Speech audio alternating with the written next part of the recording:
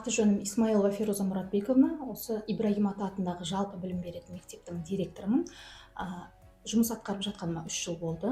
Ибрагим ата атындағы жалпы білім беретін мектебінде 111 педагог қызмет атқаруда. Қазіргі таңда олардың 28-і зерттеуші, 30-і педагог сарапшы және 27-сі педагог модератор болып жұмыс атқарады. Мектебіміздің тарихы өте терең. 1952 жыл бой көтерген екен. Содан міне қазіргі күнге дейін өте көп оқушыларымыз білім алып шыққан. Мектебімізде жалпы 610 оқушы бар. Көп балалы отбасы балаларына кіреді. Білім алушыларымыз республикалық, облыстық, аудандық олимпиадаларында жүлдегер атанып келуде. Қазіргі таңда былтырғы 2024 жылғы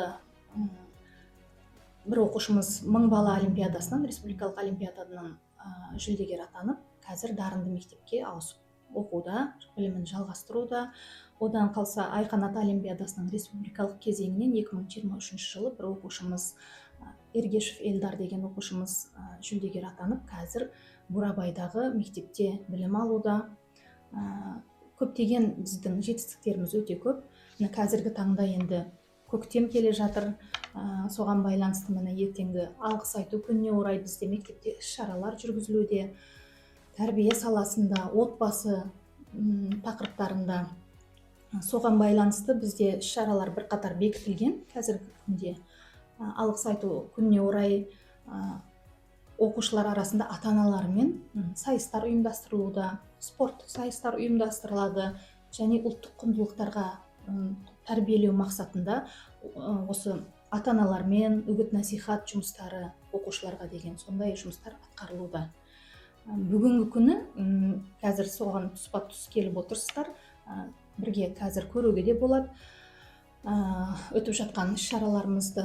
Одан кейін бізде Назарбаев зияткерлік мектебімен 5 жылға келісімшартқа тұрған болатынбыз. Яғни Назарбаев мектептерінің тәрбие жүйесін осы мектепке енгізген болатынбыз. Соған байланысты бүгінгі күні жаңа жобаны біз қолға алайын деп отырған едік. Алғыс айту күніне орай оқушыларымыз 100 кітап жобасы аясында барлық оқушылар жаппай үлкен үзіліс кезінде директорден тартып тех қызметшіге дейін деп айтуға болады, барлығы кітап оқуға шығады. Арнайы алдын ала 100 кітап негізі ол бекітіп қойылған. 100 кітаптың ішіне ол 100 кітапты оқушы бір жылда оқып шығу керек негізінде. Таңдап өзіне ұнағандарын алып, сол 100 кітап таратылады бұларға, оқушыларға, және олар үйінде оқиды. Қанша уақыт өздері үлгереді, сол уақытша оқып, содан кейін мағынасын, оның ішіндегі нелерін өздері талқылап жүреді. Содан кейін бізде ол кітаптарға 60 қазақ әдебиетінің кітаптары енгізілген, 20 әлем әдебиетінің жаңағы кітаптары және 20 орыс әдебиетінің кітаптары енгізілген екен. Соны оқушылар алып, өздеріне қалауынша қазіргі таңда оқуды бастайын деп жатыр. Мақсаты берері қандай? Ол 100 кітап жобасының мақсаты оқушылардың білімін арттыру, ойлау қабілетін дамыту, оқуын және сөйлеу қабілеттерін дамыту. Мақсаттары өте көп және ұлттық құндылықтарды бойына сіңіру баланың, сондай мақсаттар. Біздің мектебіміз ата-аналармен өте тығыз байланыста. Ата-аналар жиналысы жоспарға сәйкес үнемі ұйымдастырылады. Және бізде қамқоршылық кеңесі дегеніміз бар. Қамқоршылық кеңесіндегі ата-аналар да барлығы үнемі мектеппен тығыз байланыста және көп хабар алып, жаңағындай жиналыстарға белсенді қатысып отырады.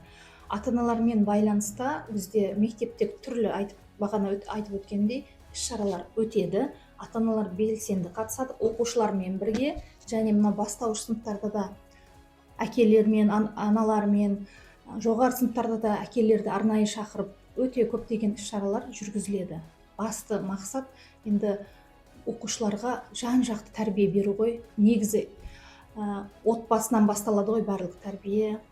Отбасы үлгі болған жағдайда ғана бала отбасында өскеннен кейін оның ортасы сол, оның көрері де сол отбасы. Егер отбасында басқаша бір жағдайлар болатын болса, ол балаға әсер етуі мүмкін, әрине. қазіргі таңда отбасын жаңағы бірге жұмыс атқарып өте көптеген жетістіктерге жетудеміз деп айта аламын. Себебі оның әсері өте мол. Білім саласында тәрбиені де біз бірге беріп отыратын болсақ, ол жақсы бізде ертең мынау еліне қызмет ететін патриот азаматтар жетісіп шығады деп ойлаймын. Сол. Сәлеметсіздер ме? Мен осы Манкент ауылындағы Ибрагим Ата атындағы жалпы білім беретін мектебінің 11 сынып оқушысы және осы мектеп президенті болып есептелемін. Бізге жақында ғана келген бұл 100 кітап челленджі. Бұл челлендждің басты мақсаты оқушылардың кітапқа деген қызығушылығын арттыру және осы кітаптағы тілдік бағдарды дамыту мақсаты сол. Қазіргі таңда біз осы 100 кітап оқу челленджін қолға алып жатырмыз. Әр апта сайын кітапты бітіруге және басқа кітапты оқуға деген қызығушылығымыз артып, соған әрекет жасап жатырмыз.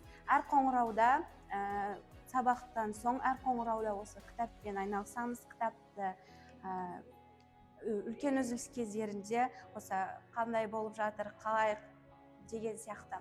Мысалы, мен де қазір Тахауи Ахтановтың «Қаһарлы күндер» кітабын оқып жатырмын.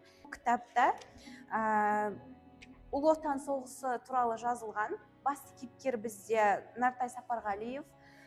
Ұлы Отан соғысындағы сол өзінің қаһармандығы туралы жазылған басты кейіпкердің.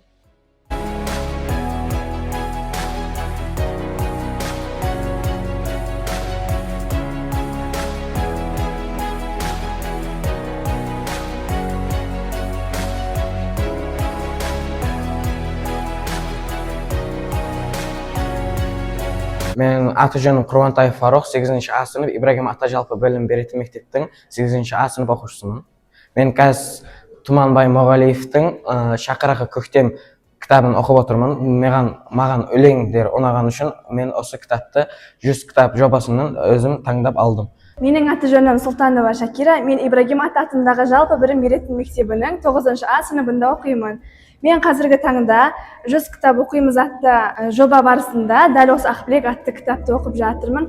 Бұл Жүсіпбек Аймауытовтың әдеби шығармасы болып табылады. Негізінде мен қазақ әдебиетіне және де оның тарихына қызыққаным үшін көбінесе қазақ әдеби шығармаларын оқығанды ұнатамын.